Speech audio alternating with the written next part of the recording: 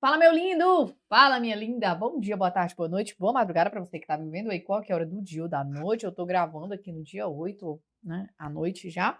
Não sei se eu vou conseguir postar essa aula hoje, mas tô aqui para tentar gravar mais uma vez essa aula aqui de processo penal para os senhores, a revisão, né, que ficou combinado.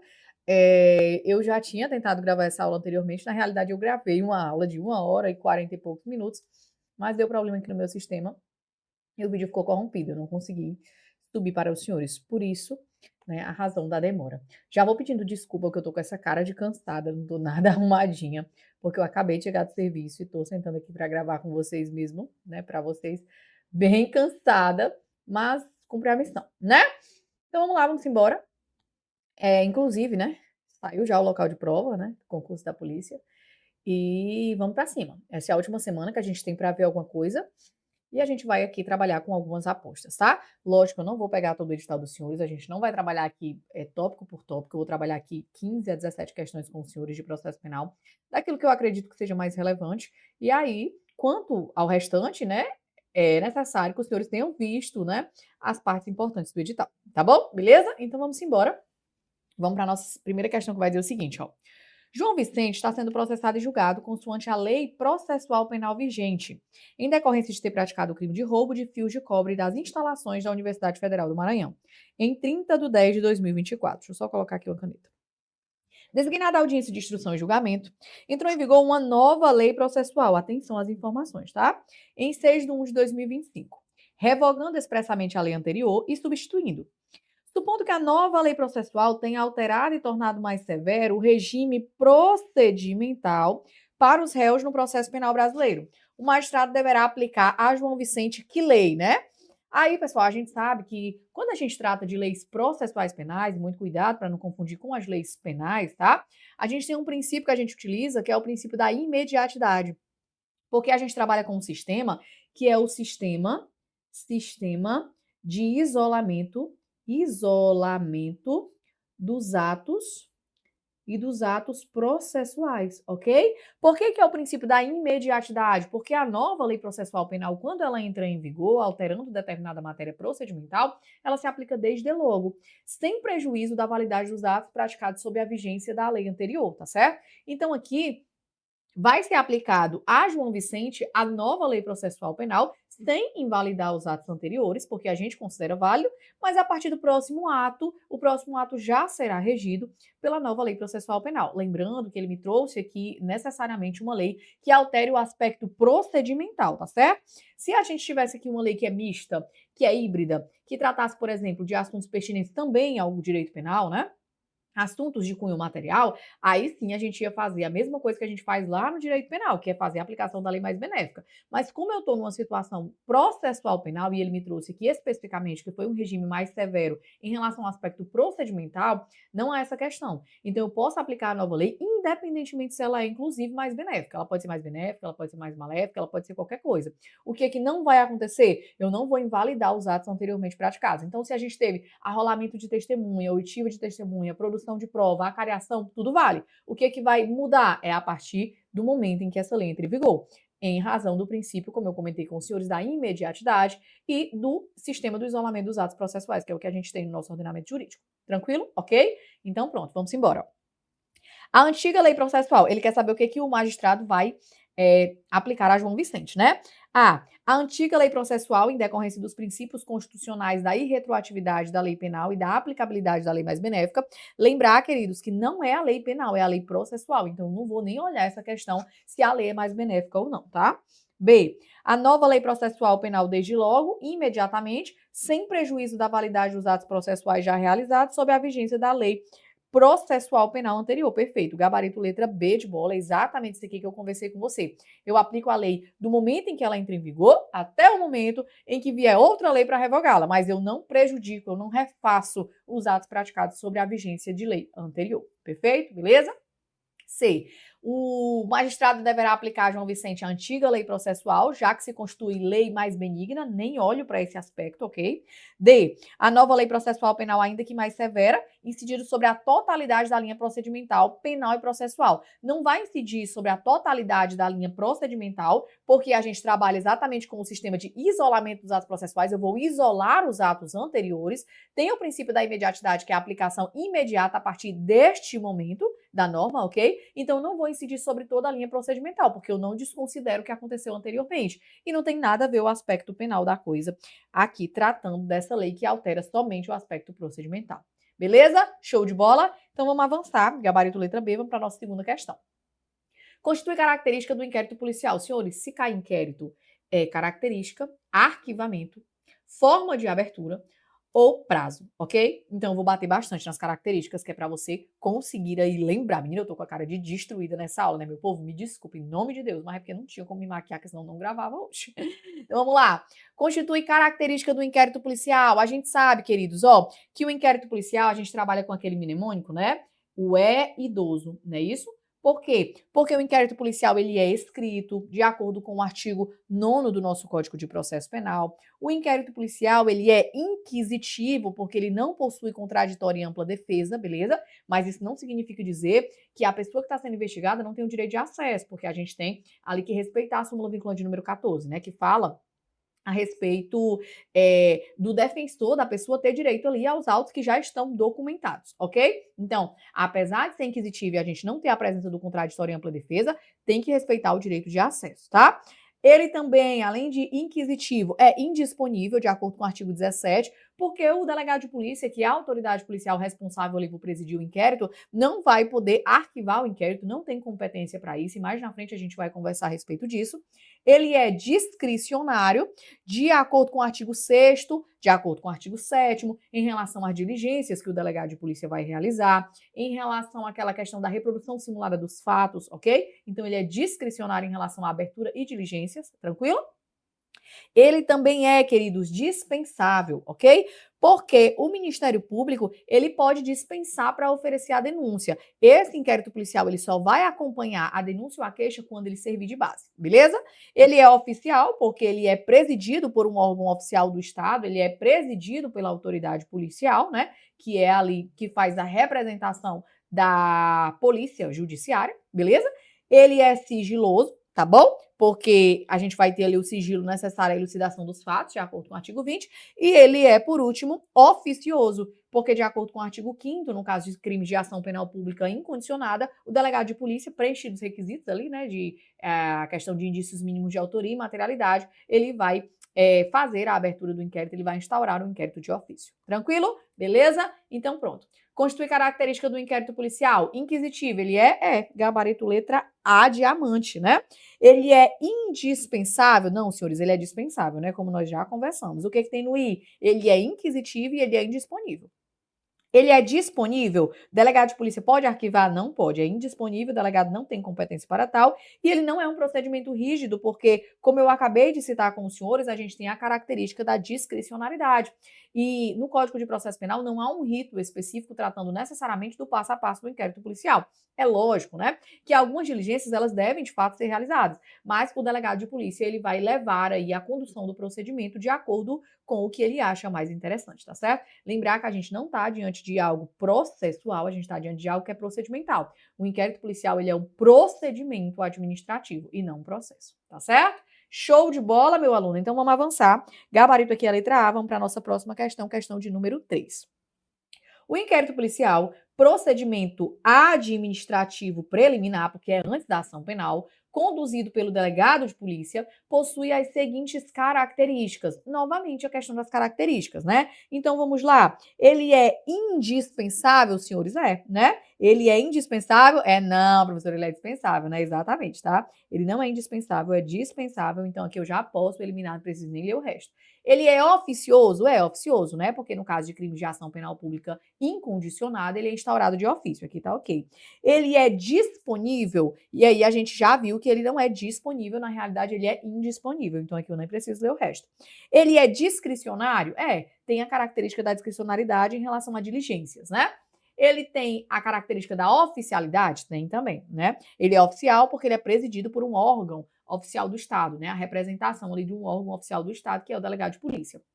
E ele é publicidade? Tem essa característica da publicidade? Ele é público? Não, tá? Porque a gente já viu que entre as características, no é idoso, a gente fala sobre o sigilo necessário à elucidação dos fatos, até porque no momento do inquérito policial eu ainda não tenho alguém que está sendo acusado, eu tenho meramente um investigado, tá? E por último, dispensabilidade, ele é dispensável, como a gente viu aqui, tá correto. Ele não tem essa questão da indiscricionariedade, muito pelo contrário, ele é discricionário, ok? Não preciso ler o resto. E por último, o nosso gabarito, que é a letra E. Senhores, trouxe essa questão, porque você tá vendo esse livro que tá bem aqui atrás, esse livro azul? Pronto, ele é desta grossura. Aqui é um livro do Nestor Távora. E se você abrir, você vai ver que tem várias características do inquérito policial, e não só essas aqui que a gente costuma tratar. Mas para o seu concurso, é isso aqui que interessa, ok? Entretanto, pode acontecer de hora ou outra, em outro concurso, vir cobrando alguma característica que você ainda não tenha visto porventura, como é o caso dessa questão. Aqui tem essa característica da autoritariedade. É como se fosse mais ou menos a mesma coisa da discricionariedade, porque o delegado de polícia ele pode mais ou menos trabalhar ali, lógico, né? Dentro de um juiz de discricionariedade, né, que ele tenha, o que é que ele vai fazer, o que é que ele vai deixar de fazer. Então, ele é a autoridade naquele momento que está trabalhando ali com essa questão da autoritariedade.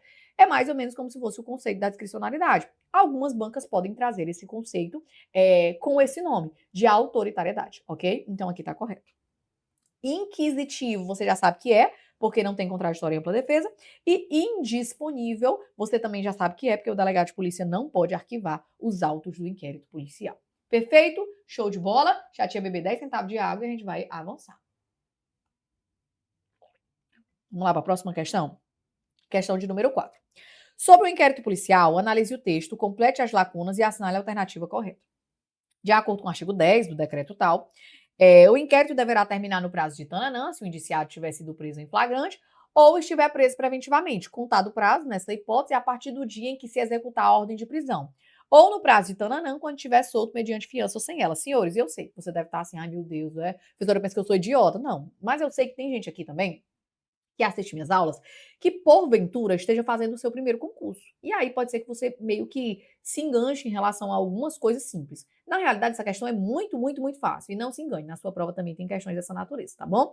Aqui a gente já sabe que o gabarito é fatalmente letra C, né? C de cachorro, porque o prazo do inquérito é de 10 dias para a conclusão quando o réu estiver preso, seja em flagrante ou por conta de prisão preventiva, e o prazo é de 30 dias quando ele estiver solto. Acontece, queridos, que a gente tem uma divergência no que diz respeito, nenhuma divergência, né? Porque já foi julgado pelo STF, então já está martelo batido. Mas a gente tem meio que uma diferença quando a gente trabalha o prazo do inquérito aos olhos do Código de Processo Penal, a lei seca, e aos olhos da jurisprudência, né? Notadamente do STF. O que vai dizer o nosso Código de Processo Penal? E aí eu trouxe essa tabelinha para você, né, trabalhar comigo aqui a questão dos prazos. O que me interessa de fé e fato para a sua prova é o inquérito estadual, ok? E aqui você vai se preocupar com os crimes militares, que não é o caso agora da nossa matéria que eu estou trabalhando com você nesse momento. E o inquérito estadual ele vai terminar no prazo de 10 dias, se o réu estiver preso. E tem uma prorrogação possível, né? A gente tem o artigo 3º, o artigo 3º-B, parágrafo 2º, que vai tratar a respeito de uma das competências do juiz das garantias, que já foi julgado, inclusive, tá? Que é a prorrogação desse inquérito policial. Então, o prazo do inquérito policial é de 10 dias, de acordo com o artigo 10º, como a gente viu.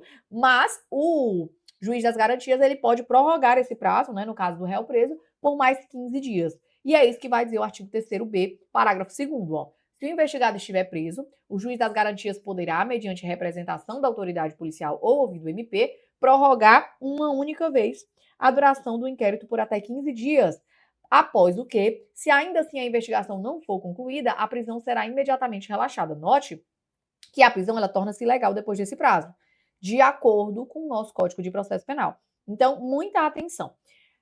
Deixa eu só terminar de explicar e eu digo a atenção, né? 30 dias, quando o réu estiver solto aqui, martelo batido, não tem problema, 30 dias prorrogáveis quantas vezes forem necessários, desde que fundamentado. Então, se a questão trouxer a cópia do artigo 10, esse aqui, ó, de acordo com o artigo 10, o inquérito deverá terminar no prazo de 10 dias se tiver sido preso em flagrante ou preso preventivamente, contado do dia em que se executar a ordem de prisão, ou no prazo de 30 dias quando estiver solto, mediante fiança ou sem ela. Tá perfeito, tá? Se a questão trouxer um enredozinho dizendo que fulano de tal dos Anzóis Pereira foi preso por 10 dias, né?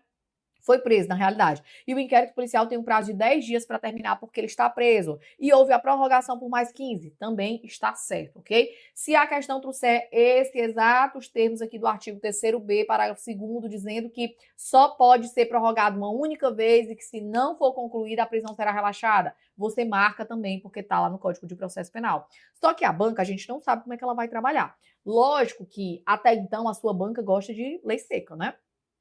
E eu acredito que ela não vai mudar muita coisa, mas pode ser que ela cobre a jurisprudência. E se ela cobrar, você vai dizer para ela que o STF já julgou, né, essa questão da conclusão do inquérito policial em relação ao prazo e já disse que mesmo quando o indiciado estiver preso, aliás, né, quando o investigado estiver preso, esse prazo ele pode ser prorrogado mais de uma vez, ok? Aqueles 15 dias de prorrogação. Então vamos fazer aqui a leitura, ó. Segundo o STF, quanto ao artigo 3º-B, parágrafo 2º, ao julgar as ADIs tal, atribui interpretação conforme a Constituição para definir que, primeiro, o juiz pode decidir de forma não fundamentada, reconhecendo a necessidade de novas prorrogações do inquérito, diante de elementos concretos e da complexibilidade da investigação. E B, a inobservância do prazo previsto, que seria 10 mais 15, ok? Não implica a revogação automática da prisão preventiva, devendo o juiz competente ser instado a avaliar os motivos que ensejaram nos termos da AD e tal. Beleza? Então, em linhas gerais, o STF concluiu o quê, queridos? Ó, o juiz pode, por representação do delegado e a requerimento do MP, prorrogar o prazo de conclusão de inquérito com o indiciado preso por mais de uma vez, e se isso se mostrar necessário diante da complexibilidade da investigação, ok? Ainda que não seja observado o prazo legal de conclusão do inquérito com o indiciado preso, isso não gera ilegalidade automática da prisão, devendo ser provocado o juízo competente para que avalie se é o caso de revogar ou não a prisão preventiva. Tranquilos? Se cobrar a jurisprudência, se não cobrar, você não vai inventar, tá? Eu estou aqui só para completar os estudos dos senhores. Se não cobrar a jurisprudência, réu preso 10 dias. Se cobrar a prorrogação, 15 dias a prorrogação, uma única vez. Quem faz isso é o juiz das garantias. Se cobrar o réu solto, letra de lei, 30 dias prorrogáveis.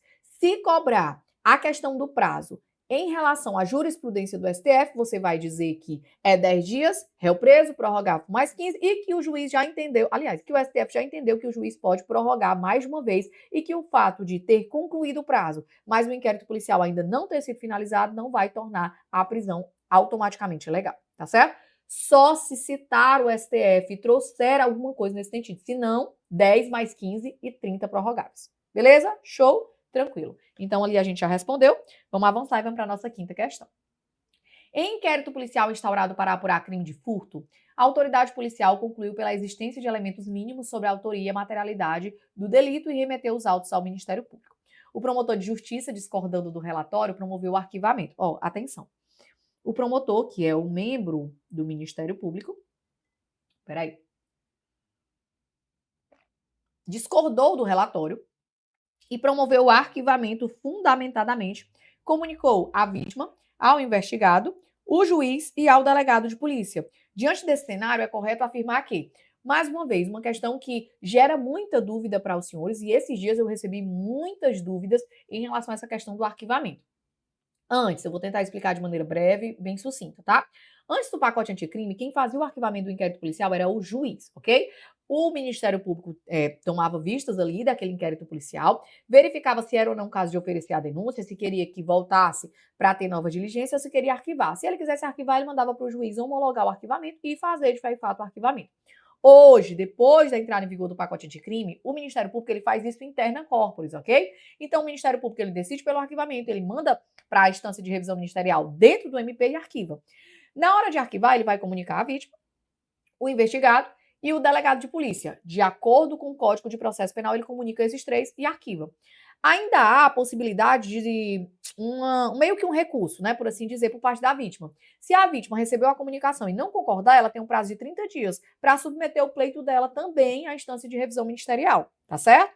Então vamos lá, quem é que faz o arquivamento hoje? O que é que está valendo? Se você abrir o Código de Processo Penal, vai ter aí?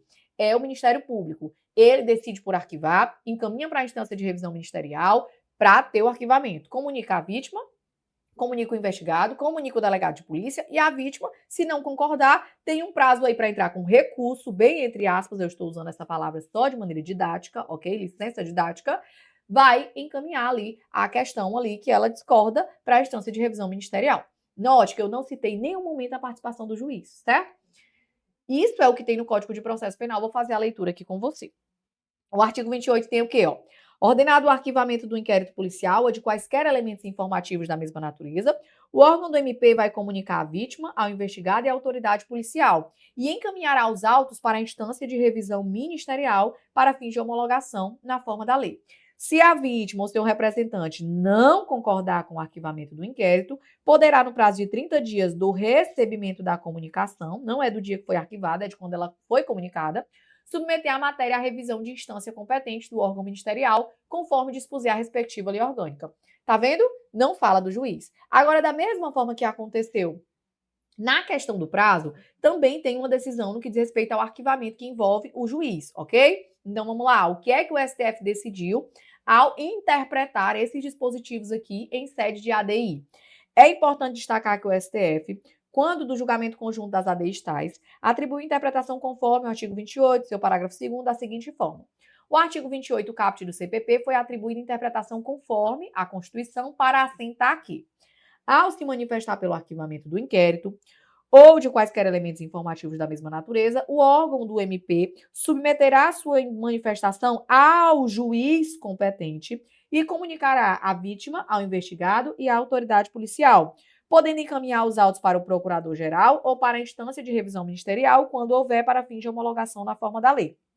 Então, o artigo 28, parágrafo 1º do CPP, foi atribuída interpretação conforme a Constituição e o STF decidiu que assentar que, além da vítima e de seu representante legal, a autoridade judicial competente também poderá submeter a matéria à revisão da instância competente do órgão ministerial, caso verifique duas situações. Quais são? Ilegalidade ou teratologia ali, uma coisa que não tem nada a ver, uma coisa que está contra os princípios, né, fundamentais, ok? Então, na situação de ilegalidade ou teratologia no ato de arquivamento, o juiz ele também pode submeter ali ao órgão da instância de revisão ministerial. Então, novamente, senhores, de acordo com o Código de Processo Penal, letra de lei, artigo 28 do Código de Processo Penal, quem faz o arquivamento do inquérito policial é o Ministério Público, tá certo? E não há mais a participação do juiz. Quando o Ministério Público decide arquivar, de acordo com o Código de Processo Penal, hoje atualizado, 8/7/2025, ele vai encaminhar para a instância de revisão ministerial para fazer a homologação de fé e fato do arquivamento e ele vai comunicar à vítima, ao investigado e à autoridade policial. A vítima, se discordar, do momento em que ela recebe a comunicação que aquele inquérito policial foi arquivado, ela tem um prazo de 30 dias para enviar também lá para o órgão de revisão ministerial, né, o que é que ela acredita que esteja errado, para que haja o desarquivamento ou para que tenha uma ação penal, algo assim, meio que um recurso. De acordo com o Código de Processo Penal, o juiz não participa, ok? E não é ele que arquiva, é o próprio Ministério Público. Se cobrar jurisprudência, se somente se citar o STF, você pode analisar a questão e verificar o que é que a banca está pedindo, ok? No caso do julgamento do STF, ele fez essa interpretação de acordo com a Constituição e atribuiu competência também ao juiz, tá certo? Então, seria de que forma? O Ministério Público, ao arquivar o inquérito, né, ao encaminhar para a instância de revisão ministerial, comunicaria à vítima, o investigado, o delegado de polícia, até então tudo bem, mas também comunicaria ao juiz. E o juiz, verificando ilegalidade ou teratologia, poderá também encaminhar a matéria à revisão da instância de competência do órgão do Ministério Público, tá bom? Beleza? Lógico que você só vai responder isso, como eu já disse, 1 milhão de vezes igual na questão do prazo, se a banca citar entendimento do STF, o que é que o STF decidiu, tá certo? Vamos voltar lá e vamos responder essa questão então, ó. O delegado de polícia instaurou o inquérito, né? Concluiu pela existência de elementos mínimos de autoria e materialidade e meio que indiciou, né? O promotor de justiça discordou do relatório e promoveu o arquivamento dentro do próprio Ministério Público e comunicou à vítima, o investigado, ao juiz e ao delegado. Aqui ele já está falando da interpretação do STF, tá certo? Então não precisa nem ele falar. Se ele citou o juiz é porque ele está botando o STF no meio. Diante desse cenário, é correto afirmar, primeiro, No caso de discordância do arquivamento, o delegado de polícia poderá remeter os autos ao procurador-geral. Citei isso? Não citei, tá, senhores? Quem é que pode meio que ter um recurso, né, uma possibilidade de discordância? É a vítima e, no caso da interpretação do STF, o juiz, tá? O delegado não. B. No caso de discordância do arquivamento, o juiz poderá mandar desarquivar. Se nem é ele que arquiva, por que que ele ia desarquivar? Né? Ele não tem competência para desarquivar, tá? Então aqui tá errado. No máximo, ele pode reclamar. C. No caso de discordância, aliás, né? Essa daqui é a B. Só um minutinho. Só para a gente não se atrapalhar.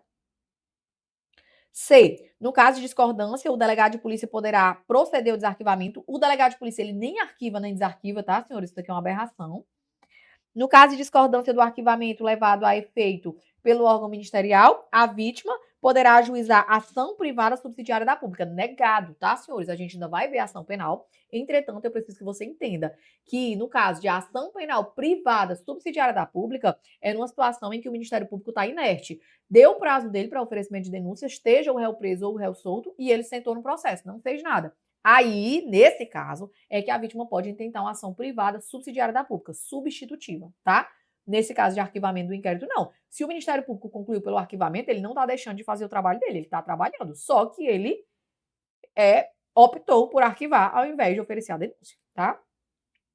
E por último, gabarito letra E, no caso de discordância, a vítima poderá, no prazo de 30 dias do recebimento da comunicação, submeter a matéria à revisão da instância competente do órgão ministerial. Perfeito, meu aluno, tranquilo? Ele nem citou nada, sabe? Mas eu precisava explicar para você a questão do STF para você entender a participação do juiz aqui no comando da questão. Beleza? Padrão total? Então vamos embora e vamos para a nossa próxima questão. O delegado de polícia relatou o inquérito policial sugerindo o arquivamento da investigação, em razão da inexistência de justa causa para o crime de estelionato praticado por Roberto, por se tratar de hipótese de mero ilícito civil. A gente nem vai analisar isso aqui, tá? Essa questão, se é um ilícito civil, se é um ilícito penal, o que é, né? Nesse caso, poderá o Ministério Público. Vamos lá. O delegado de polícia, ele relatou o inquérito, sugeriu o arquivamento. Lembrando que o Ministério Público não é obrigado a concordar com o delegado de polícia, tá certo? Quando chega lá o inquérito, ele pode solicitar novas diligências, ele pode oferecer a denúncia ou ele pode arquivar, beleza? Então vamos lá. Nesse caso, poderá o MP requerer ao juiz o arquivamento do inquérito, devendo o juiz remetê-lo ao procurador-geral em caso de discordância. Senhores, não vai remeter ao juiz para arquivar. Se ele quiser arquivar, ele arquiva lá mesmo. Ele não precisa mandar para o juiz, tá? Não precisa pedir para o juiz. B. Requerer ao juiz a notificação da vítima para que esta se manifeste pela existência ou não do crime de estelionato antes de decidir pelo arquivamento. Isso não vai acontecer. Essa questão de o Ministério Público optar ou não pelo arquivamento independe da anuência da vítima ou de qualquer tipo de concordância ou discordância, e ele também não vai requerer ao juiz a notificação da vítima para ela se manifestar e todo esse negócio não, tá? De acordo com o que ele receber lá, ele analisa e toma a decisão que ele achar mais conveniente, tá certo? Promover fundamentadamente o arquivamento do inquérito policial, submetendo sua manifestação ao juiz competente, comunicando a vítima, ao investigado e à autoridade policial. E aí, professor, isso aqui tá certo? Vamos segurar? Porque eu disse para você que tem entendimento do STF, né? Por mais que ele não tenha citado aqui o Supremo Tribunal Federal, você já tem conhecimento de que há esse entendimento do STF no que tange a participação do juiz no arquivamento do inquérito. Então vamos segurar, já que ele citou o juiz. D. Requerer ao juiz fundamentadamente a declaração de extinção de punibilidade do crime de estelionato em razão de inexistência do ilícito criminal. Não tem nada a ver. Ele quer saber aqui na questão é sobre o arquivamento do inquérito. Então a gente vai desconsiderar qualquer coisa que não fale sobre isso, porque não é o foco da questão. E promover o arquivamento do inquérito policial com imediata remessa dos autos ao juízo para homologação. Senhores, ao juízo para homologação não, o juiz não homologa, tá certo? O juiz ele vai ter ciência, mas ele não vai homologar. O arquivamento é feito dentro do próprio Ministério Público, tá? Gabarito aqui é a letra C. Ele vai promover fundamentadamente o arquivamento do inquérito. Quem? O Ministério Público, ok? Ele vai submeter essa manifestação ao juiz, à vítima, ao investigado e à autoridade policial, que é o que eu conversei com você, tá bom? Lembrando, né, que quando tiver essa situação, que pode ter uma situação divergente, né, que o STF interprete de uma forma e que o Código de Processo Penal diga de outra, você vai analisar todas as alternativas. Pelo amor de Deus, me marque a mais conveniente, tá? Beleza? Então pronto. Vamos embora e vamos para a nossa sétima questão. Sobre a instauração do inquérito policial, marque a alternativa incorreta. A. Nos crimes de ação pública, o inquérito policial será iniciado de ofício. Aqui, queridos, a questão da abertura da instauração do inquérito policial, né? Primeiro, para o delegado de polícia ele poder instaurar o inquérito policial, ele tem que analisar qual é o tipo de crime e qual é o tipo de ação penal, né, para perseguir ali aquele crime judicialmente. E aí a gente tem três possibilidades, né, de ação. A gente tem a ação pública, e aí, senhores, ó, o Código de Processo Penal, quando ele quer falar de ação penal pública incondicionada, ele vai falar de ação penal pública, ok? E aí você subentende ali que ele está falando da ação penal pública incondicionada. Quando ele quer falar da ação penal pública condicionada à representação, ele fala, tá certo? Condicionada à representação. É um crime que se persegue mediante representação. E quando ele quer falar da ação privada, ele também vai falar, tá bom? Então, ação pública, entenda ação penal pública incondicionada. E aí a gente tem a ação penal pública incondicionada, a condicionada e a ação privada, tá? A mais simples é a incondicionada, né? Nos crimes de ação pública, leia-se incondicionada, o inquérito policial ele pode ser iniciado de duas formas específicas, na verdade, de três formas, tá? Primeiro, de ofício, tá certo? O delegado de polícia ele vai instaurar ali sem a necessidade de que alguém o comunique ou que alguém chegue solicitando, né? 2, mediante requisição da autoridade judiciária ou do Ministério Público. E 3, a requerimento do ofendido ou de quem tenha qualidade para representá-lo, tá certo? Ele pode ficar sabendo e aí ele vê que o crime é de ação penal pública incondicionada e ele instaura. Ou, né, ele pode ficar sabendo por alguém ou ele pode ficar sabendo, por exemplo, ali nas atividades rotineiras dele, sem a necessidade de alguém ter chegado necessariamente para relatar o fato na delegacia de polícia, ok? E aí, senhores, no caso desse requerimento do ofendido, né, que é uma possibilidade de abertura do inquérito policial, no caso de indeferimento por parte do delegado de polícia, cabe um recurso, e a gente sabe que é uma questão batida de prova que sempre cai, esse recurso é destinado ao chefe de polícia. Então, do despacho que indeferir o requerimento de abertura do inquérito, cabe recurso ao chefe de polícia, tá? E aí esse recurso, né, esse requerimento, na realidade, feito ali à autoridade policial para a abertura de um inquérito policial no que tange a um crime de ação penal pública incondicionada, ele vai ter ali, né, em seu bojo, sempre que possível, a narração do fato e as circunstâncias, a individualização da pessoa ali, né, em relação aos seus sinais característicos, ou então a motivação de a pessoa não poder fazer isso, e a nomeação das testemunhas com indicação de sua profissão e de sua residência, tá certo? No que tange a esse requerimento aqui, né, por parte do ofendido ou de quem tenha qualidade para representar. E lembrar que, se for indeferido, recurso ao chefe de polícia. Outra modalidade é quando o crime é de ação penal pública condicionada. E aí, nesse caso aqui, se depender de representação, só pode ser iniciado se tiver essa representação, tá certo? Então, ó, o inquérito nos crimes em que a ação pública depender de representação não poderá sem ela ser iniciado. E por último, a ação privada, ok? Nos crimes de ação privada, a autoridade policial somente poderá proceder a inquérito a requerimento de quem tenha qualidade para intentá-lo. Lógico, tá? E aí, quando a gente fala de ação privada, eu já vou logo adiantar para você que a gente tem três possibilidades, né? A gente tem a ação penal privada exclusiva, a gente tem a ação penal privada personalíssima e a gente vai ter a ação penal privada subsidiária da pública, tá certo? Já vou ingressar com você nesse assunto de ação penal, fazendo o link com o inquérito, tá? Quando eu falo de ação exclusiva, senhores, eu tô falando da regra, né? Tô falando da regra e daquela ação que ela é, por exemplo, extensível ao CAD, ao cônjuge, ascendente, descendente ou irmão daquela pessoa, tá bom? A regra geral é geralmente o que acontece, é a ação penal privada que a gente mais vê, tá? Quando eu falo de ação penal privada personalíssima, aquilo que é personalíssimo é aquilo que só você pode fazer. Por exemplo, eu sou a tia Clis, você comprou o cronograma porque foi a tia Clis que fez. E eu disse para você que eu daria uma revisão de processo penal. Eu poderia pedir meu esposo para sentar aqui e falar por mim? Não, por quê? Porque você está assistindo a aula por causa da tia Clis, é algo personalíssimo, é intrínseco, é eu que posso fazer, ok? Aqui não é diferente.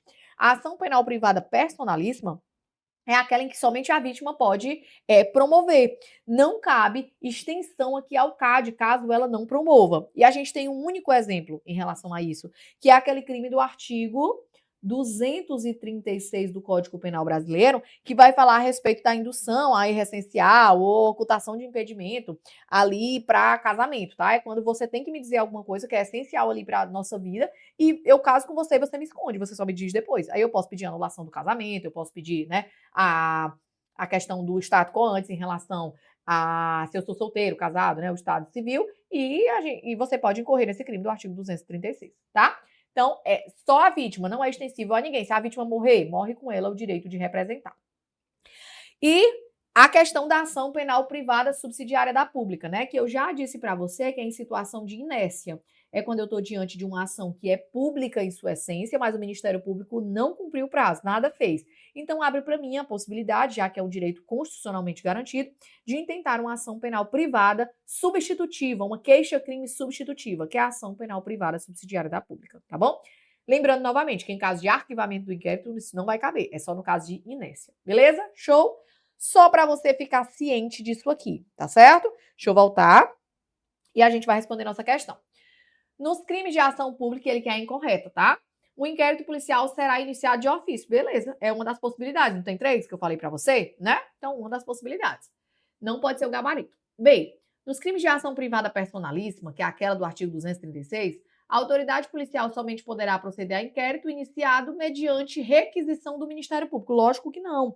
No caso de ação penal privada personalíssima, é algo que é exclusivo, intrínseco à vítima e morre com ela esse direito, tá? Nada de Ministério Público. C. Nos crimes de ação pública, o inquérito policial será iniciado mediante requerimento do ofendido ou de quem tenha qualidade para representá-lo. Perfeito, né? É uma outra possibilidade da instauração do inquérito policial no caso de ação penal pública.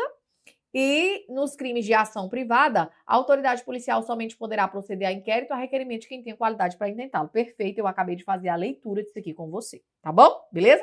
Você pode ver comigo que das 7 questões que nós trabalhamos, todas elas foram letra de lei. E aqui tinha uma pitadinha ali de jurisprudência, nem citou o nome do STF, né? Só precisava do conhecimento mesmo.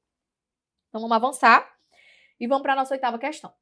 Conforme disposto no artigo 25 do Código de Processo Penal, na ação penal pública, a representação da vítima será irretratável depois. E aqui, senhores, né, é uma questão muito corriqueira, é uma questão que a gente vai encontrar à disposição lá no Código de Processo Penal, não lembro agora se no artigo 25 ou 26, mas que eu trouxe para alertar você quanto à diferença no que diz respeito à Lei Maria da Penha, tá?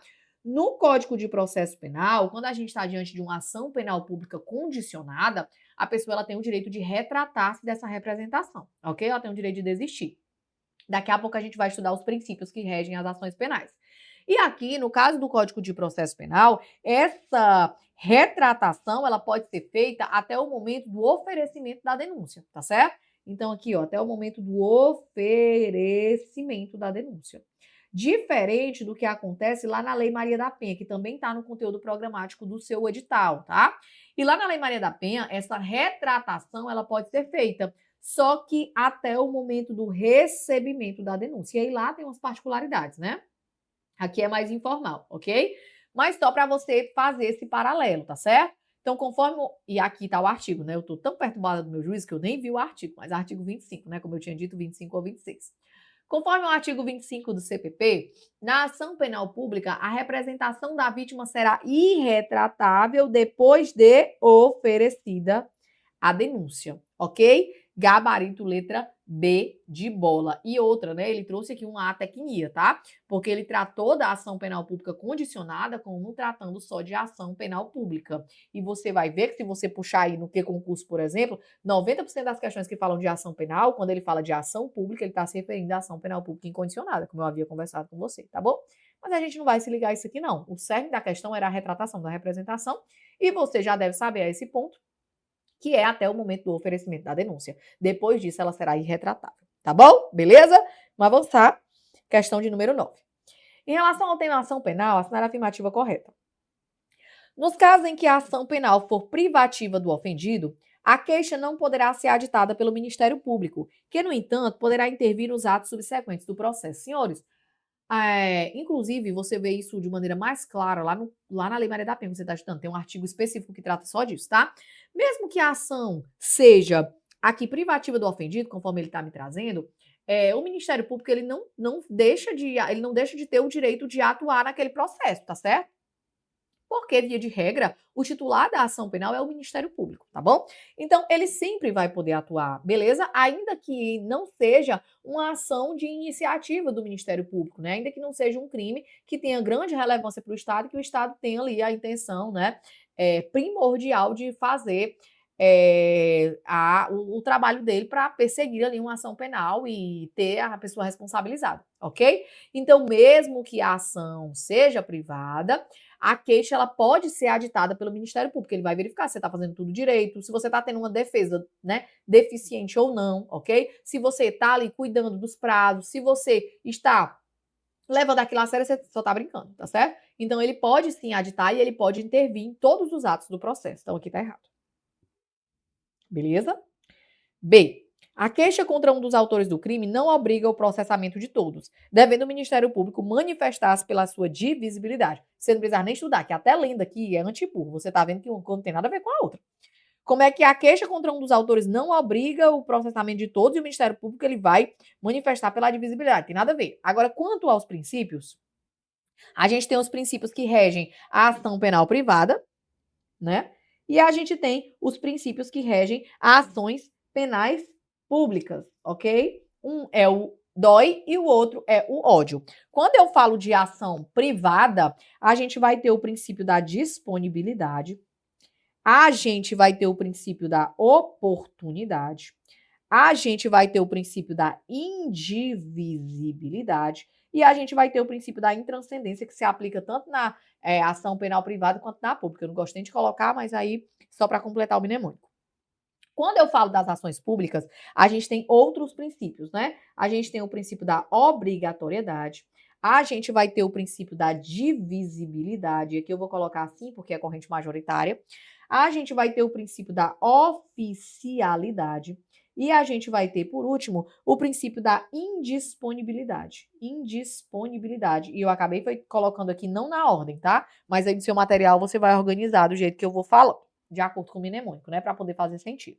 Quando eu falo das ações privadas, como nós citamos, a gente tem os seguintes princípios. O primeiro, disponibilidade. Por quê? Porque a pessoa ela pode desistir da ação penal, ela não pode perdoar? Pode. Eu resolvi intentar uma queixa-crime contra fulano de tal, mas no meio do processo eu vi que estava me dando muita dor de cabeça, eu não estava mais tendo tempo de ir para audiência. Rapaz, quer saber? Eu vou te perdoar. Tu aceita meu perdão? Ele aceita. Beleza. Eu desisti. Então, eu estou dispondo do meu direito de ação, não é isso? É, tá? Então, ela é disponível.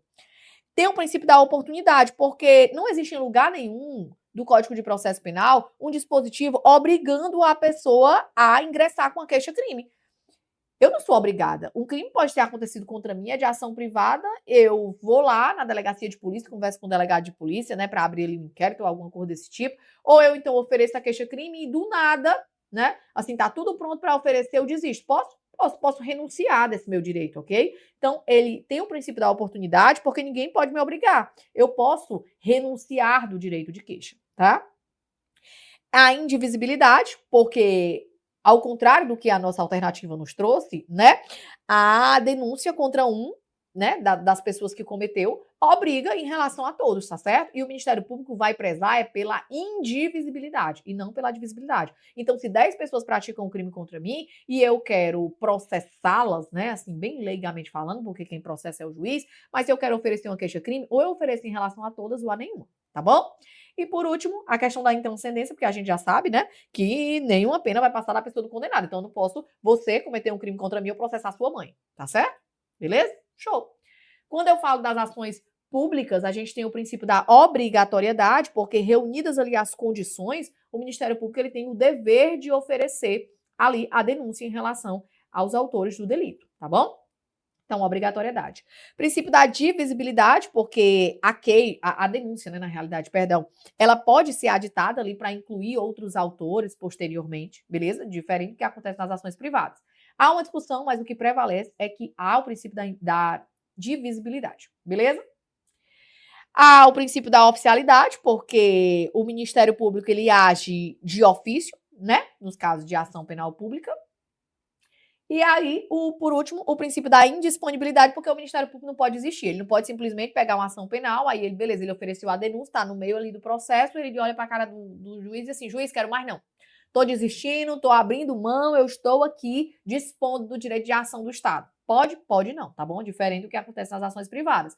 É indisponível, o Ministério Público não pode desistir. Professor, então quer dizer que se no meio do processo ele descobrir que a pessoa é inocente, a pessoa vai ser presa? Não. Ele pode ali pleitear pela absolvição da pessoa, ok? Mas ele não pode desistir. Show? Beleza, dá para responder a questão agora, vamos lá. Ah, e lembrar, né? Quando eu falo da disponibilidade das ações aqui privadas, necessariamente. Quando eu falo da disponibilidade, eu citei o perdão, e o perdão é oriundo justamente desse princípio da disponibilidade, tá certo? Após o oferecimento da denúncia, no meio do processo eu posso perdoar alguém. Só que esse perdão, ele é bilateral, eu só posso perdoar você e esse perdão só vai surtir efeito se você aceitar ser perdoado. Então, se eu tenho 3 réus em um processo em relação a um delito que foi cometido contra mim, acionei no judiciário, né, por meio de uma queixa-crime, eu posso perdoá-los. Mas se alguém não aceitar, o perdão não vai surgir efeito em relação a ele, porque é bilateral. Se 2 aceitam, beleza, os 2 estão perdoados, o outro não, porque ele não aceitou. Show? E aí o processo segue, né, em relação ao que não aceitou. No que diz respeito à renúncia, que é um outro instituto das ações penais privadas que pode se confundir, ela acontece antes do oferecimento da denúncia, eu posso dispor do meu direito de ação, como eu falei, né, em relação a essa questão da oportunidade, porque eu não sou obrigada, e é unilateral, não preciso dizer, eu vou renunciar do meu direito para tu aceita, não preciso, diferente do perdão. O perdão é bilateral, a renúncia é unilateral. A renúncia ocorre antes do oferecimento da denúncia e o perdão ocorre depois, no meio do processo. Beleza? Show, só para você ficar ciente disso. Deixa eu beber água e a gente vai continuar resolvendo nossas questões. Vamos lá. B. A queixa contra um dos autores não obriga o processamento de todos. Obriga o processamento de todos, sim, porque, como a gente falou, é regido as ações privadas pelo princípio da indivisibilidade. C. A renúncia ao exercício do direito de queixa em relação a um dos autores se estende obrigatoriamente aos demais. Certo ou errado? Certo, né? Por quê? Porque as ações penais privadas, elas são indivisíveis, tá? D. O perdão concedido a um dos querelados se estende a todos os demais, como eu disse para você, descabendo manifestação de recusa negativo, né? Não é, ninguém é obrigado a aceitar o perdão, não, tá certo? Se a pessoa não aceitar, ela pode recusar. Então, cabe sim manifestação de recusa, ok? Já que é bilateral. E a renúncia ao exercício do direito de queixa deverá constar de declaração expressa assinada exclusivamente pelo ofendido, negativo, tá? Também pode ser aceito por procuradores com poderes especiais. Nem sempre a pessoa tá aqui, às vezes tem um representante. Beleza? Show de bola? Então aqui tá errado. Vamos avançar e vamos para a nossa questão de número 10. Lucas ingressou em uma agência da Caixa Econômica Federal, ocasião em que, portando uma arma de fogo, subtraiu pertences de diversos clientes, evadindo-se na sequência. Muito embora não tenha ocorrido qualquer perseguição, atenção, tá? A questão é sobre flagrante e aqui já mata o que a gente tem aqui de gabarito. Muito embora não tenha ocorrido qualquer perseguição, Lucas foi encontrado por policiais logo depois com a arma utilizada para a prática do crime e com os objetos subtraídos, em situação que faz presumir ser ele o autor da infração. Nesse cenário, considerando as posições do Código de Processo Penal, é correto afirmar que Lucas, e aí, senhores, qual é o tipo de flagrante, né? A gente sabe que existem algumas modalidades que estão dispostas no nosso Código de Processo Penal e que são até bem fáceis da gente compreender. E eu trouxe aqui as modalidades legais que estão no Código de Processo Penal, as legais que não estão, mas são objeto de discussão na jurisprudência e na doutrina, e as ilegais, que não estão em canto nenhum e não valem, né? Legais. O que é que a gente vai ter de flagrante? A gente tem um flagrante próprio, que também pode ser chamado de flagrante real, perfeito ou verdadeiro. Professora, qual é esse flagrante? É quando a pessoa está cometendo ou acaba de cometer a infração, tá bom? Fácil. Está cometendo, foi pego com a boca na botija ou acaba de cometer a infração, é um flagrante perfeito, real, verdadeiro, ok? Show. E próprio, né? Que é o nome mais, que é o termo mais frequentemente utilizado. A gente tem o flagrante impróprio ou imperfeito ou quase flagrante ou irreal, que é o contrário do flagrante próprio, é quando a pessoa é perseguido. E aqui eu vou até colocar perseguido, porque é a palavra-chave para você desmistificar aqui essa questão do flagrante, tá? Porque a diferença entre o flagrante impróprio, imperfeito, quase flagrante ou irreal para o flagrante ficto ou presumido é que aqui não tem perseguição, aqui ele é encontrado, que é justamente o gabarito da nossa questão lá, tá? Então, cuidado, no flagrante impróprio, ele é perseguido. No flagrante ficto ou presumido, ele é encontrado logo depois, com objetos, armas, papéis, cartas, qualquer coisa que faça presumir ser ele o autor da infração. Quanto aqui no flagrante impróprio, ele é perseguido. E aí, senhores, é porque ele foi perseguido por mais de 24 horas, livrou o flagrante. Não existe isso, tá? Não existe essa questão do lapso temporal para que a pessoa esteja ou não em situação de flagrância. O que é que tem que acontecer? Uma perseguição ininterrupta. Eu posso passar 3, 4, 5, 6 dias perseguindo uma pessoa. Lembra que a polícia ficou perseguindo Lázaro? No caso de Lázaro, não foi necessariamente uma prisão ali porque ele estava numa situação de flagrante impróprio, porque já tinha um mandado judicial expedido para a prisão dele, ok? Já tinha um mandado de prisão. Mas poderia ser, se não tivesse o mandato, né? Claro que naquela situação já teria, mas podia ser. Ele não foi perseguido, ele direto foi, professora, mas não era a mesma equipe, porque é humanamente impossível alguém ficar uma mesma equipe 15 dias perseguindo uma pessoa. Não dá, né? Então pode haver, inclusive, o revezamento de equipes. O que é que não pode deixar de ter? A perseguição. Toda hora, ali a polícia tem que estar no colo, na cola do bandido. Então, não pode deixar de ter a perseguição. A perseguição tem que ser ininterrupta, ok? Para que esteja caracterizado aqui o flagrante impróprio. Beleza? Essas modalidades estão lá no Código de Processo Penal e a gente tem outras duas modalidades que também são legais, mas não estão no Código de Processo Penal. Primeiro, o flagrante esperado, que já está falando, né? Flagrante esperado é quando a polícia aguarda. Quando a polícia aguarda o quê? A polícia aguarda o momento do cometimento do delito para efetuar ali de fé e fato a prisão. A polícia ela foi acionada, né? Denunciaram ali a possível prática de um delito que aconteceria tal hora. A polícia vai lá e espera. Quando estão todos os elementos do flagrante reunidos, a polícia vai lá e faz o quê? Prende, tá ok? Flagrante esperado, totalmente legal, tá? E a gente tem a ação controlada, flagrante postergado ou diferido. Para que aconteça isso aqui, tem que estar positivado na legislação. A gente pode falar aqui da ação controlada, né, ou desse flagrante postergado ou diferido, lá na lei 12.850, que é a lei de organização criminosa, e lá há essa previsão. E essa questão da ação controlada, ela consiste em a polícia retardar a intervenção para um momento posterior mais conveniente. A polícia está aqui em Campana e tal, o crime está acontecendo. Hoje, por exemplo, uma organização criminosa que trabalha com tráfico de drogas vai chegar uma remessa de drogas razoavelmente interessante para que a polícia prendesse naquele momento. Só que amanhã, além de chegar a outra parte da droga, também vai vir junto com a outra parte da droga o chefe da organização criminosa.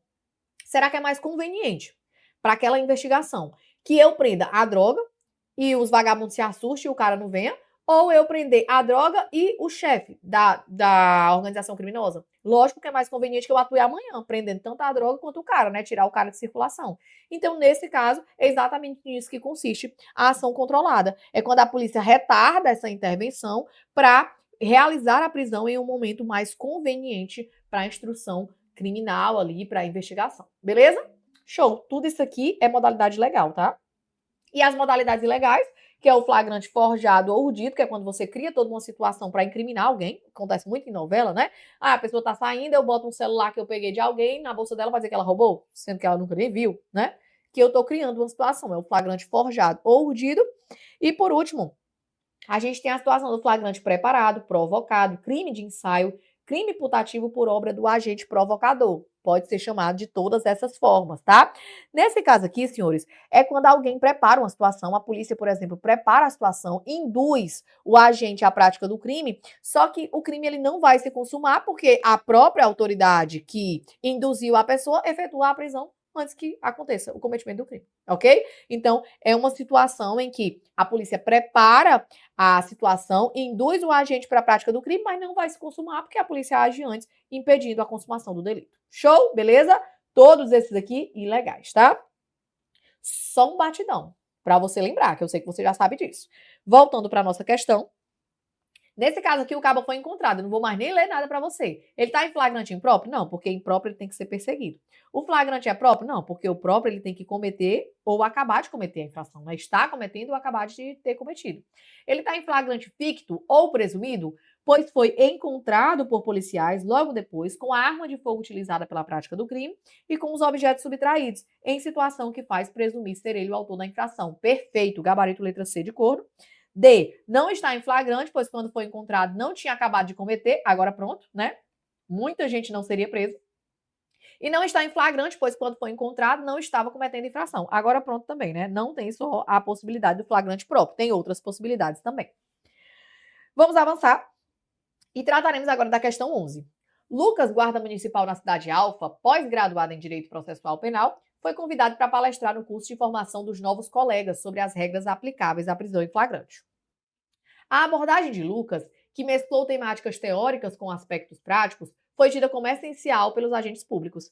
Nesse cenário, considerando as disposições do Código de Processo Penal, é incorreto afirmar que, vamos lá, a. Da lavratura do auto de prisão em flagrante, deverá constar informação sobre a existência de filhos, respectivas idades, se possuem alguma deficiência, o nome do contato do eventual responsável pelos cuidados do filho, indicado pela pessoa presa. Perfeito, tá? Aqui não pode ser o nosso gabarito. Senhores, quando alguém pratica um crime, e quando alguém é levado em situação de flagrância para a delegacia de polícia, existe mais ou menos um trâmite que é seguido. E a gente vai trabalhar isso no artigo 304 do Código de Processo Penal.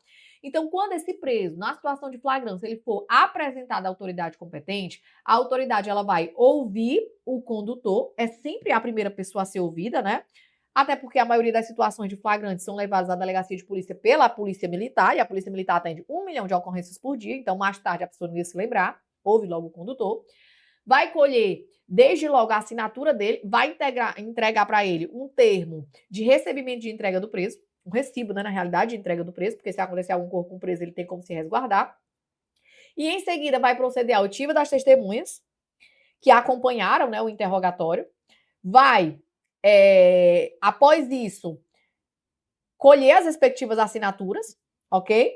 Vai interrogar a pessoa que foi conduzida, né, por último, já para ele poder se defender das acusações que foram feitas, e depois vai arbitrar ali a fiança, né, para que ele livre-se solto, para que ele vá para casa, ou vai recolher a prisão quando não for competente, né, o delegado de polícia ali para arbitrar a fiança ou quando for um crime inafiançável, tá certo? Beleza?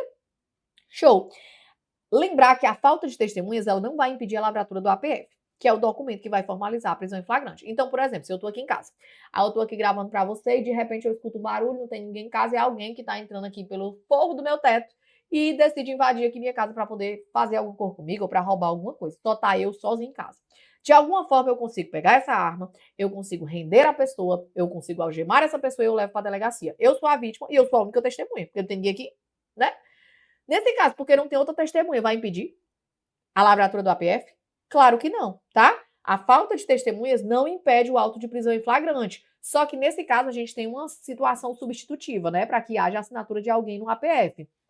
Nesse caso, deve assinar pelo menos 2 pessoas que hajam testemunhado a apresentação do preso. Então, se eu chego nessa situação, levando Joãozinho dos Osóis Pereira, que entrou na minha casa, sem nenhuma outra testemunha, só eu como vítima e testemunha, levo o cabo, e quando eu chego lá, tem o delegado, o inspetor e o escrivão, quem é que assina? O inspetor e o escrivão, tá? Se eu chego lá, tem uma composição da Polícia Militar, quem visualizou ali a apresentação, pelo menos 2 pessoas assinam o APF, beleza? E aí, tem também a questão da recusa de assinatura, né? Quando o acusado se recusar a assinar, não puder ou não souber fazê-lo, o auto de prisão em flagrante ele vai ser assinado por 2 testemunhas e, nesse caso, não é mais a testemunha que presenciou a apresentação, mas a testemunha que ouviu a leitura do APF na presença da pessoa que está ali sendo acusada, tá? Do preso, beleza? 2 pessoas também, tá bom? A diferença aqui é que é pelo menos 2 e aqui são 2 testemunhas.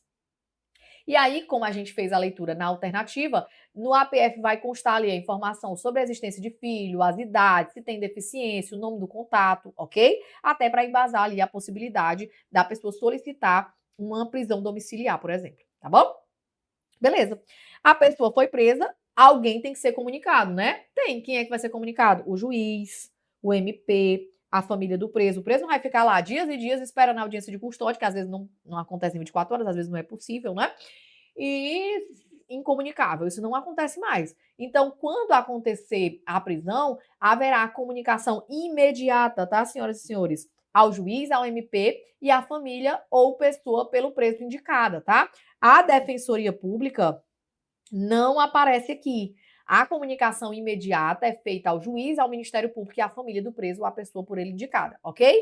Aí, beleza. Foi feita a prisão, o juiz, o Ministério Público e a família foi comunicado. Eu tenho mais um prazo de 24 horas, né? A autoridade policial tem mais um prazo de 24 horas para encaminhar o APF. O juiz, ele já sabe da prisão. Eu vou só encaminhar para ele o documento que materializa toda essa prisão, tá?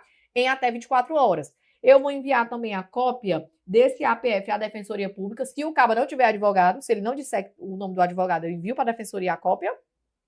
E eu vou entregar também, nesse prazo de 24 horas, a nota de culpa do preso, né? Para ele saber quem foi que prendeu, quem foi o condutor, qual é o motivo, tá bom? Beleza? Show. Comunicação imediata ao juiz, Ministério Público e Família. Em 24 horas eu encaminho o APF ao juiz, eu mando a cópia desse auto para a Defensoria Pública, se ele não tiver advogado, e eu entrego a nota de culpa ao preso, ok? 24 horas.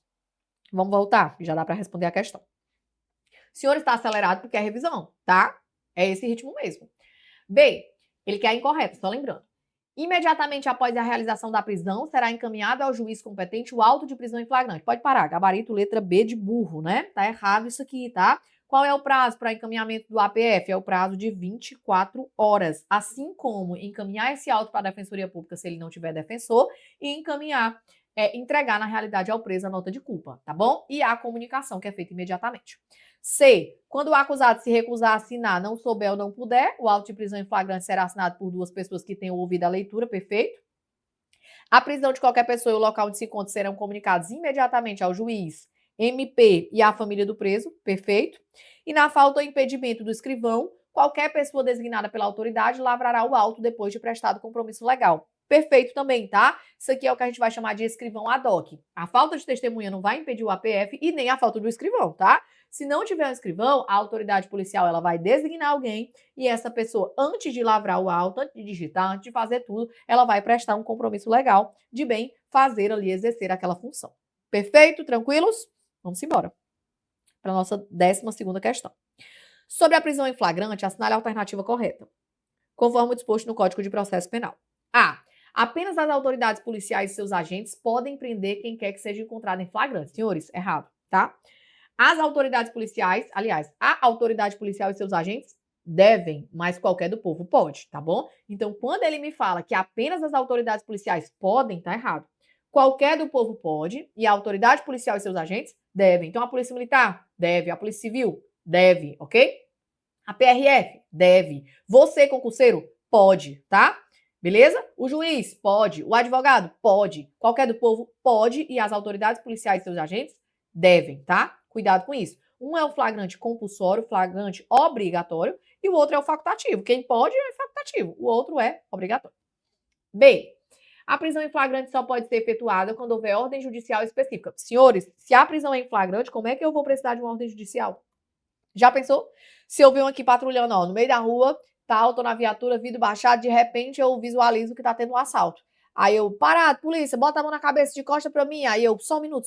Ei, motorista, liga aí pro juiz, pergunta se ele pode expedir aí um mandato. Aí eu, congela que eu tô aqui atrás de tu. Aí liga pro juiz, juiz, é porque eu tô aqui visualizando uma prisão em flagrante, eu preciso que o senhor, faça aí a expedição de um mandato, pode ser? Se eu mando pelo PDF, eu mostro aqui pro vagabundo, a gente leva ele pro xadrez, tá bom? Tá, pois tá. Ei, só um minuto aí, ó. Ajoelha, espera aí um pouquinho que o mandato vai chegar e eu te levo preso.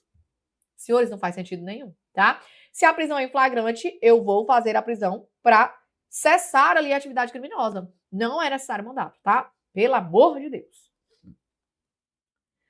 C. A comunicação da prisão em flagrante e ao juiz competente deve ser feita em até 48 horas, negado. Qual é o prazo? Diga daí, que eu tô vindo daqui.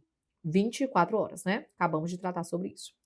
Uma das hipóteses de prisão em flagrante ocorre quando o agente é encontrado logo depois, com instrumentos, armas, perdão, objetos ou papéis que façam presumir ser ele o autor da infração. Perfeito. Gabarito letra D de diva. Chatinha, só tomar um pouquinho de água pra gente continuar?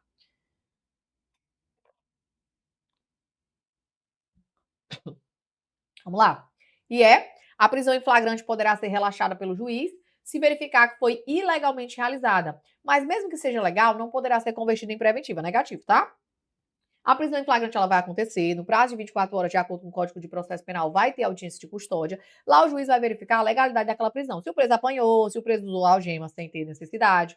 E aí ele vai relaxar ou ele pode converter essa prisão em outra coisa. Por exemplo, preventiva, se atender os requisitos que nós estudaremos a partir de agora, tá bom? Então aqui tá errado. Vamos avançar. Vou falar aqui de um prazo, 90º, um prazo de revisão, e depois a gente já ingressa nesses requisitos, tá bom? André está preso preventivamente há 100 dias. Sem a necessária reanálise quanto à necessidade de prisão preventiva. Diante desse quadro, e considerando a legislação e jurisprudência mais recente dos tribunais, é correto afirmar que a necessidade de manutenção da prisão preventiva deveria ter sido analisada, conforme previsão legal, a cada XX dias. Em ação direta de inconstitucionalidade, o Supremo entendeu que a inobservância desse prazo, a revogação automática. Senhores, como eu já adiantei, aqui tem um prazo que a gente chama de nonagesimal, ok? A prisão preventiva, a gente vai ver que ela não tem prazo, diferente da prisão temporária, que também cai aí no seu edital, né? Que tem um prazo de 5 dias para prorrogar por mais 5, a preventiva não tem. Tem gente que está preso preventivamente anos, tá? Não é o ideal, lógico, a gente tem que atender a razoável duração do processo, né? Aquele princípio. Mas tem gente que tá? Tá. E aí, senhores, é necessário que haja uma revisão periódica, né, daquela prisão para ver se ainda há necessidade de manter aquela pessoa presa, ok? Tem alguns requisitos, alguns pressupostos, e digamos que eu prenda ali a pessoa, por exemplo, vamos lá, por garantia da ordem pública. Aí, de repente, não tem mais o risco de reiteração delitiva, por exemplo, que representa essa garantia da ordem pública. Eu posso soltar? Posso, a pessoa pode responder em liberdade. Posso decretar uma medida cautelar diversa da prisão. Por isso que a prisão ela tem que ser revista. E o Código de Processo Penal fala no prazo de 90 dias, ok? Nonagesimal. 90 dias, tá certo? E aí, lá no Código de Processo Penal, né, vai dizer que a inobservância poderia ensejar a revogação, só que o STF, como você está, né, observando aqui, ó, em ação direta de inconstitucionalidade, já decidiu que a inobservância desse prazo não acarreta a revogação automática. Logo, gabarita aqui a letra C de corno, tá bom? Então, qual é o prazo para revisão? 90 dias. Só que se não for possível rever nesse prazo, né, o juiz fazia ali de ofício, não vai acarretar a revogação automática dessa prisão. Por quê? O nosso judiciário é sobrecarregado. Então, o que vai acontecer? O advogado da pessoa vai lá, provoca o juiz e diz: ei, juiz, dá uma olhadinha aí, eu estou impetrando aqui um habeas corpus para você soltar o preso, porque já está com 90 dias, não foi feita ainda aí a reanálise. Aí o juiz vai, reanalisa e vê se é caso de soltar ou não, tá bom? Justamente pelo fato de ser muito sobrecarregado ali o nosso sistema judiciário, beleza? Então, o prazo é nonagesimal, 90 dias para essa revisão, né, para verificar se ainda é ou não necessário manter aquela pessoa presa. E aí, o STF já decidiu que esse prazo não vai acarretar a revogação automática caso passe, né? O juiz ele vai ser instado ali por alguém a analisar, lógico que ele vai fazer isso de ofício. Agora, quando ele não conseguir, né? Aí o advogado provoca, lá o defensor provoca ele analisa e vê o que é que pode fazer. Beleza? Show de bola? Tranquilo demais, essa questão é muito fácil. Aí a gente vem agora para a prisão preventiva propriamente dita, né? Considerando as disposições legais sobre a prisão preventiva, é importante compreender seus fundamentos e limitações. Nesse contexto, é correto afirmar que, senhores, a prisão preventiva é a rainha das prisões, né? O que a gente tem de mais comum. E às vezes a gente não entende quando ocorre um caso grave, por exemplo, como o caso da Natane, aquela moça que estava na igreja e entrou no carro e o vagabundo entrou pelo lado, o outro entrou pelo outro, o outro entrou por trás, estupraram e mataram a menina, né? A Defensoria Pública pediu que eles respondessem em liberdade, todo mundo ficou muito revoltado, mas vou explicar por quê. Na prisão preventiva é necessário que atenda a alguns requisitos. Eu não posso prender qualquer pessoa preventivamente, tá bom? Até pelo princípio da razoabilidade, da proporcionalidade. Então tem que atender ali os requisitos e pressupostos combinados, né, do artigo 312, que traz os pressupostos, e 313, que são as limitações. Ok? Então, o que é que a gente precisa ter para ter ali a decretação da prisão preventiva? Primeiro, a preventiva poderá ser decretada como garantia da ordem pública, da ordem econômica, por conveniência na instrução criminal ou para assegurar a aplicação da lei penal. Quando houver prova da existência do crime e indício suficiente de autoria e de perigo gerado pelo estado de liberdade da vítima. A gente vai chamar isso aqui de fumus comissi delicti e de periculum libertatis, tá? Fumus comissi delicti é a fumaça do crime, é quando há prova da existência do crime e indício suficiente de autoria, ok? E o periculum libertatis é justamente o perigo gerado pelo estado de liberdade daquela pessoa. Esse fumus comissi delicti, esse periculum libertatis, eles vão se dar, na realidade, mais necessariamente a questão do perigo da liberdade, vai se dar em razão de 4 pressupostos. Primeiro, a pessoa, né, ela pode estar ali colocando a coletividade em perigo com sua liberdade e a gente decretar a prisão preventiva para garantir a ordem pública, como é o caso de reiteração delitiva, por exemplo, é um preso contumaz, ali é um preso que já pratica delitos há muito tempo. Eu posso prender como garantia da ordem econômica, que é a mesma coisa, né? O risco de reiteração delitiva, só que nesse caso, em relação a crimes financeiros, de ordem tributária, crimes do colarinho branco, desse pessoal que tem marquês, né? Eu posso prender por conveniência da instrução criminal, como, por exemplo, a pessoa que está destruindo provas, a pessoa que está, por exemplo, ameaçando testemunhas, ok? Eu posso prender para assegurar a aplicação da lei penal, por exemplo, né? A pessoa está com a passagem comprada, risco de fuga iminente. Eu vou lá e prendo, tá? Ou ainda, posso decretar essa prisão em caso de descumprimento de qualquer das obrigações impostas por força de medida cautelar. A pessoa, ela estava solta, ela estava respondendo em liberdade, ela estava com tornozeleira, ela foi lá e quebrou. A pessoa tinha uma proibição de ausentar-se da comarca, ela foi lá e se ausentou. A pessoa, ela tinha que estar recolhida em casa às 10 horas da noite. A polícia passou e viu ela no baile de favela meia-noite. Nesse caso aqui, eu também posso fazer a decretação da preventiva. Só que não é só isso. Tem que ser combinado com algum desses requisitos do artigo 313. Então, além de eu apontar que eu estou prendendo ou por garantia da ordem pública, garantia da ordem econômica, ou por conveniência da instrução criminal, ou para assegurar a aplicação da lei penal, a pessoa ela também tem que ter cometido um crime doloso, punido com pena privativa de liberdade máxima superior a 4. Não é 4, tá, senhores? Superior a 4, ok? Então tem que ter isso aqui. Ou, e lembrar, o crime é doloso, tá? Ou então, ela tem que ter sido condenada por outro crime doloso em sentença transitada em julgado, ou seja, ela é reincidente. Ou ela cometeu um crime punido com pena privativa de liberdade máxima superior a 4 anos, um crime doloso. Ou então, ela foi condenada por outro crime, ela é reincidente, tá? Outro crime doloso. Ou ainda, se o crime envolver violência doméstica familiar para garantir a execução de medida protetiva contra mulher, criança, adolescente, idoso, enfermo, pessoa com deficiência. Todo mundo aqui, não é só mulher, ok? E tem outra possibilidade. Também é admitida a preventiva quando houver dúvida sobre a identidade civil da pessoa ou quando esta não fornecer elementos suficientes para esclarecê-la, devendo o preso ser colocado imediatamente em liberdade após a identificação, salvo se outra hipótese recomendar. É alguém que não tem RG, é alguém que não quer falar seu nome, é alguém que tem 3 RGs e eu não sei quem é essa pessoa. Então, nesse caso aqui, se a pessoa não está civilmente identificada, a gente pode prender, né? Até que tenham elementos suficientes para esclarecer quem é essa pessoa. E no momento que tiver, imediatamente ela é liberada. A não ser que outra situação recomende. Digamos que o crime foi doloso, punido com pena máxima privativa de liberdade superior a 4 anos. Aí eu prendo por outro motivo, converto por outro motivo, tá? E aí, senhores, ó, trouxe aqui um paralelo com o artigo 20 da Lei Maria da Penha, só para lembrar os senhores que na prisão preventiva, como qualquer outra prisão que acontece no Código de Processo Penal, não pode ser decretado de ofício, tá? Sempre há pedido de alguém. Ou o delegado de polícia está pedindo, ou o Ministério Público está pedindo, tá bom? De ofício não pode. Só que a prisão preventiva na Lei Maria da Penha, no artigo 20, como eu já citei para você na revisão de legislação extravagante, ela pode ser decretada de ofício. Não é na prática, tá? É no campo das ideias, trabalhando única e exclusivamente focada aqui, campo de visão focado em letra de lei. Lá na Lei Maria da Penha, o artigo 20 fala que em qualquer fase do inquérito policial ou da ação penal, né, da instrução penal, cabe a preventiva decretada de ofício pelo juiz. Já citei para você lá que se cobrar a letra de lei, você vai marcar isso aqui, apesar de não acontecer, tá bom? Porque preventivo é preventivo, né? Lá, aqui, em qualquer lugar. Aqui no Código de Processo Penal não tem nenhuma situação em que essa preventiva ela vai acontecer de ofício, ok, senhores? Sempre o juiz vai ser provocado ou pelo delegado de polícia, a depender, né, do momento da investigação, se estiver na fase de investigação, ou pelo delegado, pelo Ministério Público, né, pelo membro do Ministério Público dentro da ação penal ou durante o inquérito policial, tá bom? Só para fazer esse paralelo com você, não pode ter decretação de ofício. Vamos responder a questão. A prisão preventiva pode ser decretada por qualquer autoridade policial, cessa, né? Quem decreta é o juiz, pelo amor de Deus, a autoridade policial não decreta preventiva.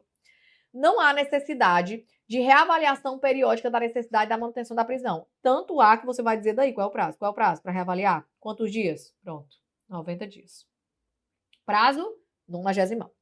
C. A prisão preventiva é determinada exclusivamente. Não precisa ler mais nada. Exclusivamente aqui tá errado. Porque você sabe que tem mais de um pressuposto, tem mais de um requisito. Então não tem como ser exclusivamente nada, né? No caso aqui, para garantir que o acusado não se ausente. Não, pode ser por causa disso? Pode. Eu até citei para você essa questão de assegurar a aplicação da lei penal, né? Com esse exemplo da fuga. Mas não é exclusivamente por isso. Logo, gabarito é D. É necessária a demonstração da existência do crime e do indício suficiente de autoria para a decretação da preventiva. Exatamente. Fumus comice delicti, a fumaça do crime, indício suficiente. Ok? Beleza demais, vamos avançar. Questão de número 15, estamos terminando, tá?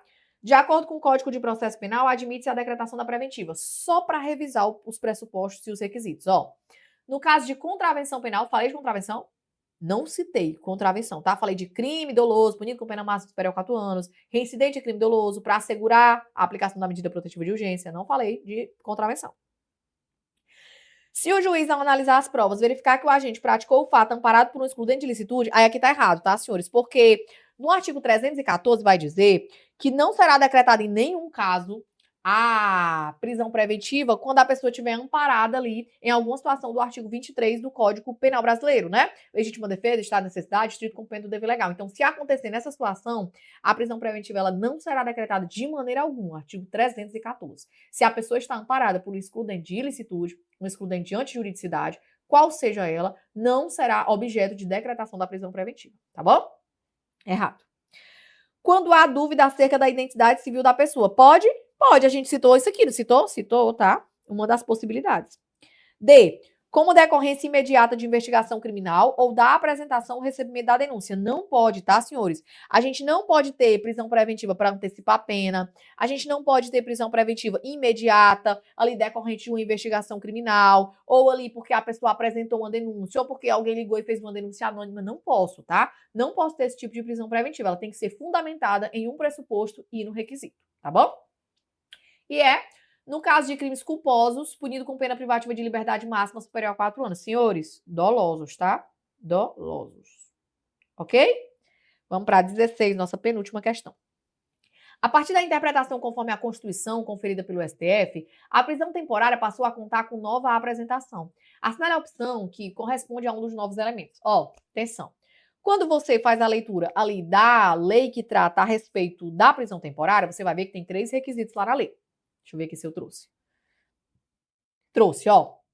Quando você abre a lei, vai dizer assim, ó. Caberá a prisão temporária, primeiro, quando imprescindível para as investigações do inquérito. Durante o inquérito, né? Só a prisão temporária não pode no tempo de ação penal. Quando o indiciado não tiver residência fixa ou não fornecer elementos necessários ao esclarecimento da identidade. Aqui o STF já disse que não vale. Só por isso aqui não pode decretar, tá? Mas aqui é uma segunda possibilidade da lei. Se você abrir a lei, vai estar lá. E por último, quando houver fundadas razões, de acordo com qualquer prova, de autoria ou participação nos seguintes crimes, que é um crime que vai, os crimes que vão estar no rol, e esse rol é taxativo. Não cabe interpretação extensiva. 3 possibilidades. Na lei, ok, senhores? Antes, para a gente ter a decretação da prisão temporária, eu tinha que atender o 1 mais o 3 ou o 2 mais o 3, tá certo? Hoje o STF já deu entendimento diverso para isso aqui, tá? Vamos fazer aqui a leitura rapidinho e vamos conhecer mais 3 requisitos que o STF trouxe. Só é cabível prisão temporária quando estivermos diante de um dos crimes do artigo 1º, inciso 3º da Lei 7.960, ou crime hediondo equiparado. E desde que a prisão temporária seja imprescindível para as investigações, leia-se do inquérito, né? O STF, quando julgou as ADIs tal, passou a entender que a decretação da prisão temporária é indispensável à demonstração da imprescindibilidade da prisão para as investigações do inquérito policial. Lógico, porque é a última rácio, né? Não podendo a prisão temporária ser decretada tendo como fundamento cautelar o mero fato do indiciado não possuir residência fixa. Lembra que eu falei? O STF já disse que só essa situação aqui não é suficiente, tá? O STF fixou alguns entendimentos importantes no que tange à prisão temporária, estabelecendo que somente será cabível quando cumulativamente. Agora não é mais 1 e 3 ou 2 e 3. Agora são 5 requisitos cumulativos. Dentre os requisitos, 2 nós já citamos. Primeiro, imprescindível as investigações do inquérito. Segundo, fundadas razões de autoria ou participação nos crimes que admitem a temporária, os crimes do rol taxativo ou então hediondos ou equiparados, tá? E aí o STF acrescentou 3 possibilidades, aliás, 3 requisitos obrigatórios, né? Ser justificado em fatos novos ou contemporâneos, princípio da contemporaneidade, eu não posso prender hoje a pessoa, uma prisão temporária, porque ele praticou o crime de estupro em 1985. Posso? Posso não. Fatos novos, contemporâneos, tá?